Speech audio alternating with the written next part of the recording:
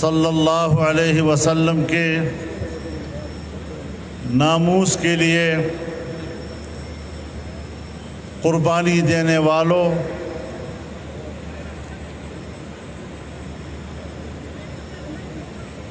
کلمہ حق کی سربلندی کے لیے خون کا نذرانہ پیش کرنے والوں، میرے بزرگوں، میرے جوانوں، میرے دوستوں اور بھائیوں، میں عالمی مجلس تحفظ ختم نبوت کا تہ دل سے شکر گزار ہوں کہ آج انہوں نے اس مقدس عنوان پر جو عظیم الشان کانفرنس منعقد کی، مجھے بھی اس قابل سمجھا کہ میں ان کے اس اجتماع میں شریک ہو جاؤں اور جناب رسول اللہ صلی اللہ علیہ وسلم کی شفاعت کا حقدار بن جاؤں۔ میرے محترم دوستو،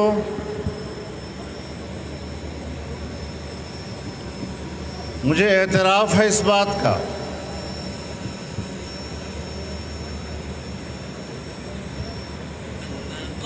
کہ عقیدہ ختم نبوت کے قلعے میں نقب لگانے والوں کو روکنے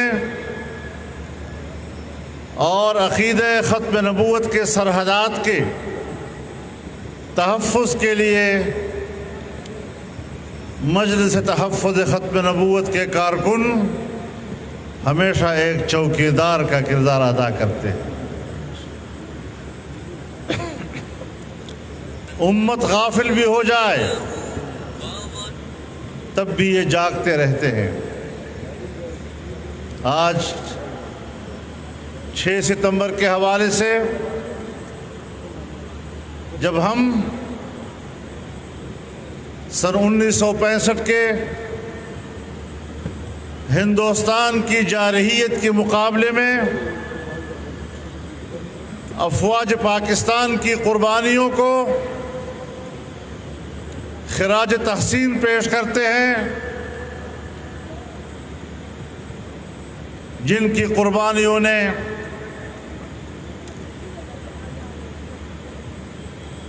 جن کے ضرب مومن نے ہندوستان کو دندان شکن جواب دیا تھا اور پاکستان کے جغرافیائی سرحدات کا تحفظ کیا تھا۔ آج اسی مناسبت سے میں ختم نبوت کے ان پروانوں کو بھی خراج عقیدت پیش کرتا ہوں جنہوں نے ہمیشہ پاکستان کی نظریاتی سرحدات کے لیے چوکیدار کا کردار ادا کیا ہے، سپاہی کا کردار ادا کیا ہے۔ میرے محترم دوستو، بر صغیر کی تاریخ کا سب سے بڑا فتنہ جب قادیان کی سرزمین سے اٹھا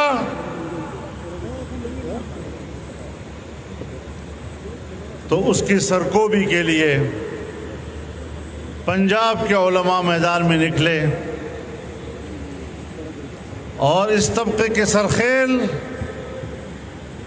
حضرت سید عطا اللہ شاہ بخاری رحمۃ اللہ علیہ وہ میدان میں آئے، اس فتنے کو للکارا اور پوری قوم نے ان کی آواز پر لبیک کہا۔ پارلیمنٹ پہ جب مسئلہ حل ہوا، قادیانی ہو یا لاہوری غیر مسلم قرار دیے گئے،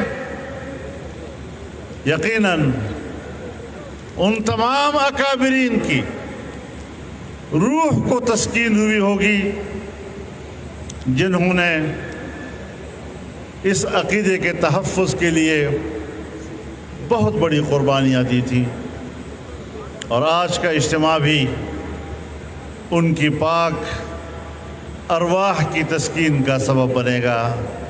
اللہ تعالی ایسا ہی فرما دے۔ میرے محترم دوستو، مولانا اللہ وسایہ صاحب نے پچھلے حکمرانوں کا تذکرہ کیا، مختلف ادوار کا تذکرہ کیا، لیکن جس سنجیدگی کے ساتھ آج کے اس دور میں، موجودہ حکمرانوں کے دور میں ہم پر امتحان آیا، شاید اس سے بڑا امتحان اس سے پہلے نہیں آیا تھا۔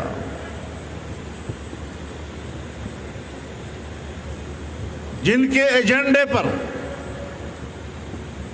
یہ بات موجود ہو کہ ناموس رسالت کے قانون کو ختم کیا جائے، جن کے ایجنڈے پر یہ بات موجود ہو کہ قادیانیوں کی غیر مسلم اقلیت قرار دینے کی آئینی شک کو ختم کیا جائے یا انہیں غیر مؤثر بنایا جائے، ہم سیاسی کارکن ہیں اور ہم ان سیاسی غلام گردشوں میں ایک زمانے سے آوارہ گردی کرتے نظر آ رہے ہیں۔ ہمیں پتہ ہوتا ہے کہ ان غلام گردشوں کے کس کوچے میں کون کیا کر رہا ہے، ان کے مقاصد کیا ہیں۔ ہم اللہ کے شکر گزار ہیں، اور میں علی اعلان آپ کے سامنے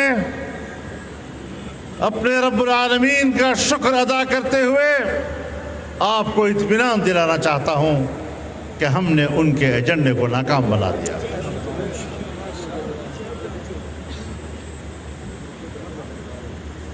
اب وہ بڑے معصومیت کے ساتھ چہرہ بنا کر کہتے ہیں ہمارا تو ایسا کوئی پروگرام نہیں تھا۔ تمہیں جتنا میں جانتا ہوں شاید کوئی نہیں جانتا۔ تمہارے اندر کے خباثتوں کو اور تمہاری ذہنی غلاظتوں کو جتنا میں سمجھتا ہوں شاید کوئی دوسرا مولوی اتنا نہیں سمجھتا۔ مجھے یہ بھی پتا ہے کہ عالمی سطح پر تمہاری پشت پت کون ہے، مجھے یہ بھی پتا ہے۔ مجھے یہ بھی معلوم ہے کہ کس لابی کی تم یہاں نمائندگی کر کے آئے، کس عالمی قوت کے دباؤ پر تمہیں دھاندلی کر کے اقتدار حوالے کیا گیا، ہمیں یہ سب معلوم تھا۔ لیکن عالمی قوتوں کے مقابلے میں ان فقیروں کی جماعت نے اپنے رب العالمین پر اعتماد کر کے عالمی آقاؤں کو بھی چیلنج کیا اور تمہیں بھی چیلنج کیا، اور تمہارے عالمی آقاؤں کے ایجنڈے کو بھی پاکستان میں کامیاب نہیں ہونے دیا۔ میں پوچھنا چاہتا ہوں کہ برطانوی پارلیمنٹ نے 42 ارکان پارلیمنٹ کی دستخطوں سے جو ایک ضخیم کتاب رپورٹ کی صورت میں شائع کی، سن 1954 سے یعنی سن 1953 کی تحریک کے بعد سے سالانہ رپورٹ آج تک تفصیل کے ساتھ شائع کی۔ اس رپورٹ میں یہ نہیں کہا گیا کہ جمعیت علماء نے کیا کیا، اس رپورٹ میں یہ نہیں کہا گیا کہ احرار اسلام نے کیا کیا، اس رپورٹ میں یہ نہیں کہا گیا کہ مجلس تحفظ ختم نبوت نے کیا کیا، اس میں یہ نہیں کہا گیا کہ کون سی مذہبی جماعت نے کیا کیا، اس میں کہا گیا کہ پاکستان کی ریاست نے قادیانیوں کے ساتھ زیادتیاں کی ہیں اور جبر کیا ہے اور ظلم کیا ہے۔ پاکستان کو بحیثیت ریاست ذمہ دار قرار دینے کی رپورٹ آئی، ہم نے بار بار کہا ریاست جواب دے، میری ریاست اور اس کی نمائندہ حکومت کیوں چپ ہے، کیوں ان کی زبان کو گنگ لگ گیا ہے؟ مسئلے کو ذرا سمجھنے کی کوشش کریں۔ ہم جلسے میں جواب دے رہے ہیں جبکہ وہ ذمہ دار ریاست کو قرار دے رہے ہیں، اور ریاست کیوں خاموش ہے؟ یہ خاموشی ایک مجرمانہ خاموشی ہے۔ میرے محترم دوستو، جب ہم ایسی باتیں کرتے ہیں تو ایک طبقہ پاکستان میں موجود ہے جو فوراً ہماری طرف مخاطب کر کے کہتے ہیں یہ مذہبی کارڈ استعمال کرتے ہیں۔ مذہبی کارڈ کیا ہوتا ہے؟ مذہب ایک نسب العین ہے، دین اسلام ہمارا ایک نسب العین سے، یہ کارڈ نہیں ہے، یہ نظریہ ہے، یہ عقیدہ ہے، اور اس کے غلبی کی جنگ لڑتے رہیں گے۔ کسی کا باپ بھی ہمیں اپنے اس نظریے سے دستبردار نہیں کر سکتا۔ نعرہ تکبیر، تاج و تخت ختم نبوت، قدم بڑھاؤ قائد ہمارے، قدم بڑھاؤ قائد ہمارے، نعرہ تکبیر، نعرہ تکبیر، تاج و تخت ختم نبوت، جمعیت علماء اسلام، قائد ملت اسلامیہ حضرت مولانا فضل الرحمان۔ تو میرے محترم دوستو،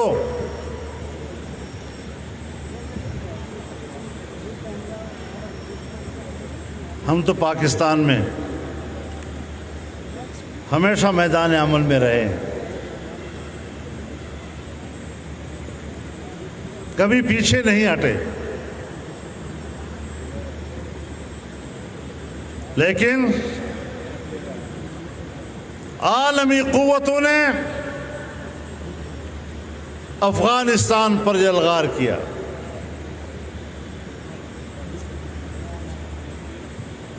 وہاں کی حکومت اور امارت اسلامیہ کا خاتمہ کیا۔ 20 سال جنگ لڑی گئی، اور 20 سال کے بعد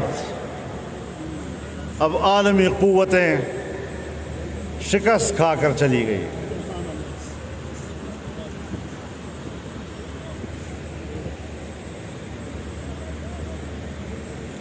کچھ ہمیں سیاسی نتائج اخذ کرنے ہوں گے۔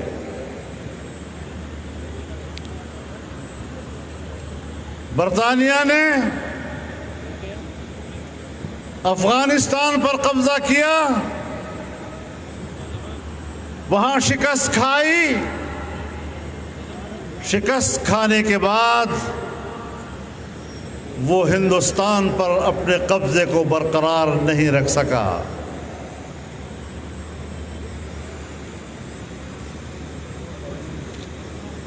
مسئلہ صرف افغانستان کا نہیں،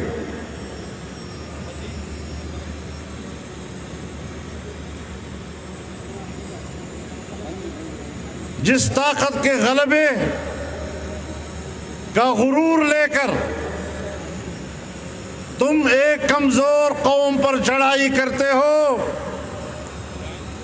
کمزور قوم صرف اپنی استقامت دکھاتی ہے اور اپنے رب پر توکل کرتی ہے۔ सोवियत यूनियन आया, उसने अफगानिस्तान पर कब्जा किया, लेकिन शिकस्त खाई। नतीजा आपने देखा कि सोवियत यूनियन अपना वजूद बरकरार नहीं रख सका। आज हम यही पैगाम अमेरिका को भेजना चाहते हैं और अलल ऐलान कहता हूं कि अफगानिस्तान में अमेरिका शिकस्त खा जाने के बाद और शिकस्त खाकर भाग जाने के बाद उसको अब हक हासिल नहीं कि वो खुद को दुनिया की सुपर ताकत कह सके। सुपर ताकत का तमगा उसके सीने से उतर चुका है। पाकिस्तानियों, डरते क्यों हो? नहीं डर।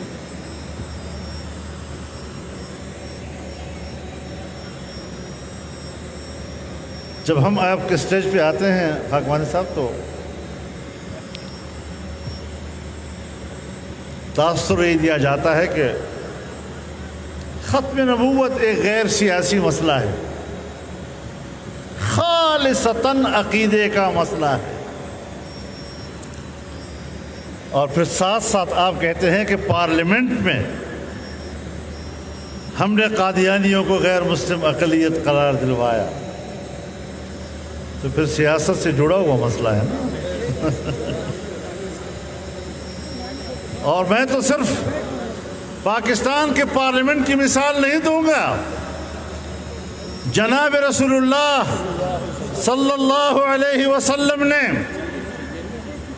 ख़त्म नबूवत का तज़किरा सियासत की ज़ैल में किया है। फरमाया, कानत बनु इसराइल तसूसुहुमुल अंबिया कुल्लमा हलक नबियुन खलफहु आखर वला नबिय्य बअदी वसयकूनु बअदी खुलफा फयक्सुरून। बनी इसराइल की सियासत अंबिया किया करते थे। सियासत का माना मुल्की, मिल्ली और इज्तिमाई उमूर का इंतज़ाम और इंसराम ये अंबिया के हाथ में होता था। एक पैगंबर जाते थे, दूसरा उनकी जगह लेता था, और अब मैं आखिरी पैगंबर हूँ, यानी अब दुनिया की इंतज़ाम और इंसराम और उनका सियासी निज़ाम अब मेरे हाथ में होगा। मेरे बाद नबी नहीं आएगा, अलबत्ता मेरे नायब आएंगे, खलीफे आएंगे और बड़ी तादाद में आएंगे। तो रसूलुल्लाह सल्लल्लाहु अलैहि वसल्लम भी अपनी ख़त्म नबूवत का ज़िक्र सियासत के ज़ैल में फ़रमाएँ। हम भी पाकिस्तान में अपनी फ़तह के झंडे उठाते हैं, पार्लियामेंट के हवाले से उठाते हैं, और फिर जब इलेक्शन होता है तो पिंडी वाला एक भी मौलवी को वोट देने को तैयार नहीं है। तो फिर हमारा हक बनता है आपके ऊपर या नहीं? मैं आपसे कहना चाहता हूँ, तमाम ताजरों से कहना चाहता हूँ, सियासी क़ुव्वत बनाओ। सियासी क़ुव्वत नहीं होगी तो सारी ज़िंदगी ग़ुलाम इब्न ग़ुलाम बनकर रहोगे। आज़ादी और हुर्रियत ये मेरी तारीख़ है। आज़ादी और हुर्रियत के लिए क़ुर्बानियाँ मुझे अपने अकाबिरीन से मिली हैं। अगर मैं अपनी आज़ादी और हुर्रियत पर कंप्रोमाइज़ करता हूँ तो फिर मुझे अपने अकाबिर का नाम लेने का कोई हक नहीं पहुँचता। एक कमिटमेंट होनी चाहिए। कोई हमें शिकस्त नहीं दे सकता। जद्दोजहद हमारे ज़िम्मे है, नतीजा अल्लाह के हाथ में। लेकिन इस्तिकामत के नतीजे में अल्लाह कामयाबी ज़रूर अता करता है।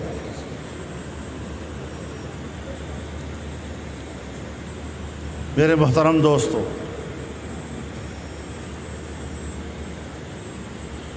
और आज तो पाकिस्तान में पार्लियामेंट भी ऐसी पार्लियामेंट है کہ کسی سنجیدہ مجلس میں اس کا تذکرہ کرنے پر ہنسی آتی ہے۔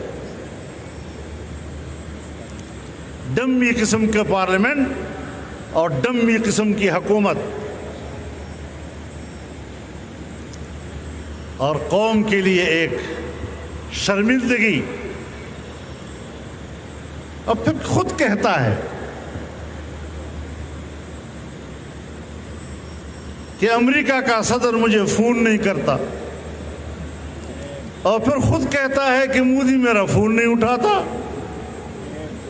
یہ ہے خارجہ پالیسی، یہ ہے دنیا کی نظروں میں پاکستان کی اہمیت۔ اور آج جب افغانستان کی صورتحال بدلی تو ظاہر ہے کہ پاکستان اس خطے کا اہم ترین سٹیک ہولڈر ہے، لیکن سلامتی کونسل کا فوری اجلاس جو افغانستان کے حوالے سے بلایا گیا، پاکستان کے مندوب کو اس میں بیٹھنے کی اجازت نہیں دی گئی۔ یہ ہماری خارجہ پالیسی ہے۔ ہم نے اقوام متحدہ کی انسانی حقوق کمیشن میں ایک قرارداد پیش کی، اور قوم کو کیا کہا؟ قوم سے کہا گیا ہمارے پاس 57 ممالک کا ووٹ ہے، 57 ممبر ہمارے ساتھ ہیں۔ بعد میں پتہ چلا کہ اس فورم کے، انسانی حقوق کے اس کمیشن کے کل اراکین ہی 47 ہیں، 57 ہیں ہی نہیں۔ یہ ان کی صلاحیتیں ہیں، اور ان صلاحیتوں کی بنیاد پر وہ قوم کو آگاہ کرتے رہتے ہیں۔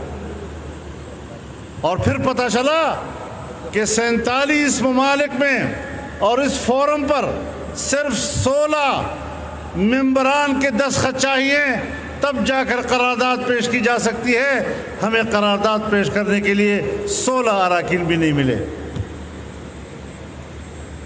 کہاں کھڑے ہیں آپ لوگ؟ ہم نے اپنے گرد و پیش کو ناراض کیا ہے۔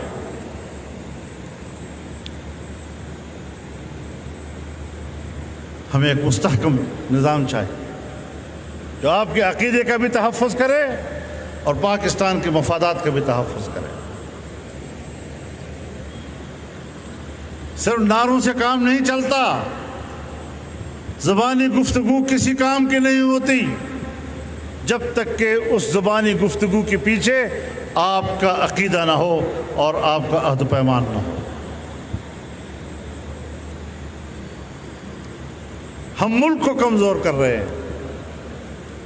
پاکستان کی معیشت جو پچھلی حکومت میں سالانہ ترقی کا تخمینہ 5.5% اور اگلے سال کے لیے 6.5% رکھا گیا تھا، حکومت تبدیل ہوئی اور ہمارا سالانہ ترقی کا تخمینہ 0 سے نیچے آ گیا۔ یہ دن بھی ہم نے دیکھے۔ معیشت کمزور اور آپ دنیا میں تعلقات بنا سکیں گے؟ سوال ہی پیدا نہیں، غلام بن کر رہو۔ تو اس اعتبار سے ہمیں جہت دیکھنا ہوگا، ہمیں ملک کی ترقی کا سوچنا ہوگا۔ ہم پورے ملک میں آئین کی بالادستی چاہتے ہیں، آئین کے اسلامی دفعات کا تحفظ، یہ انشاءاللہ ہماری ذمہ داری ہوگی۔ اللہ کے فضل و کرم سے اس کی جنگ لڑتے رہیں گے۔ ہر ملک اور ہر قوم کی ایک شناخت ہوتی ہے۔ ہمارے پاکستان کی شناخت دین اسلام ہے۔ مذہبی کارڈ کا کیا معنی ہوتا ہے؟ پاکستان کی پہلی دستور ساز اسمبلی میں قرارداد مقاصد پاس ہوتی ہے، جس کا مسودہ علامہ شبیر احمد عثمانی رحمہ اللہ لکھتے ہیں، اور وہ قرارداد نوابزادہ لیاقت علی خان پیش کرتے ہیں، وزیر اعظم پاکستان، جس میں اللہ کی حاکمیت کا عہد و پیمان کیا جاتا ہے۔ اسلامی تعلیمات کے مطابق انفرادی اور اجتماعی زندگی کی بات ہوتی ہے۔ قوم کے نمائندے اللہ کی نیابت کا مقام اس میں دیا گیا ہے، لیکن مستقل آئین ہمیں ملا سن 1973 میں۔ سن 1973 میں اسلامی نظریاتی کونسل بنی، اور اس لیے بنی تاکہ ان کی سفارشات پر قانون سازی کی جائے، جہاں قرآن و سنت کے منافی کوئی قانون ہے اس کو تبدیل کر دیا جائے۔ سن 73 سے لے کر آج تک وہاں پر کوئی دوسری قانون سازی پھر نہیں ہوئی اسلامی نظریاتی کونسل کے سفارشات کے مطابق۔ اسمبلی ان لوگوں سے بھر دی جاتی ہے کہ جن کو قرآن و سنت سے دلچسپی نہیں ہوتی، اس قانون سازی سے ان کی دلچسپی ہی نہیں ہوتی، تو پھر کیسے آئے گا نظام، کیسے آئے گی تبدیلی؟ اور پھر آپ ملک کو مضبوط بنائیں گے، اقتصادی طور پر مضبوط ہوں گے، ساری دنیا آئے گی آپ سے دوستی کرنے کے لیے، ساری دنیا آپ سے دوستی کرنے کو آئے گی۔